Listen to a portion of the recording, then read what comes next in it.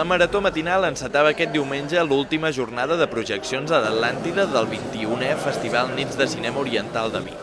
El dia abans, dissabte, el certamen havia donat a conèixer el palmarès en l'última nit temàtica a la Bassa dels Hermanos dedicada a l'Índia. El premi principal ha estat per Single Lake, del director japonès Kazuya Konaka, una carta d'amor al cinema més artesanal.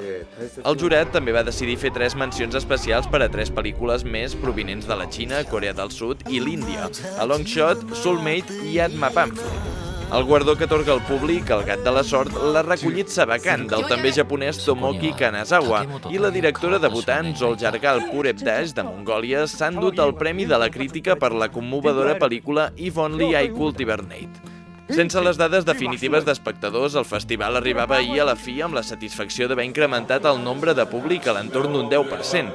Des de l'organització, però, també reclamen que el certamen pugui fer un pas més i professionalitzar-se per garantir-ne la continuïtat. El festival no acaba de professionalitzar-se com seria el desig, no només penso de l'equip, perquè és necessari reconèixer la feina que s'hi fa, sinó també per un tema d'una seguretat. O sigui, el festival surt molt bé, gràcies sobretot a l'esforç i passió que hi posa tothom que hi ha, no? L'equip i els voluntaris i els col·laboradors que hi ha al voltant, no?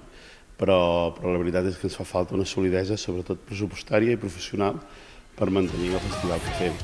El Festival Nits de Cinema Oriental està arribant cada vegada més al públic infantil i juvenil.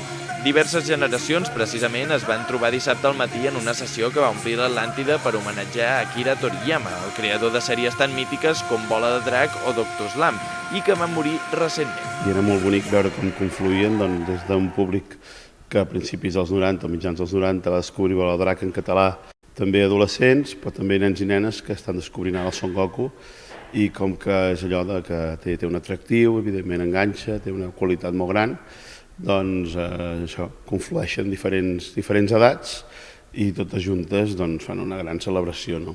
I va ser molt bonic veure l'Atlàntida plena celebrant això, un homenatge a una de les grans figures claus del manga i l'anime japonesos. Les sessions temàtiques de nit a la Bassa dels Hermanos, amb plats típics i activitats i una pel·lícula de cada país protagonista, s'han dedicat respectivament a Japó, Corea del Sud, Hong Kong, la Xina i l'Índia, i han crescut també en participació.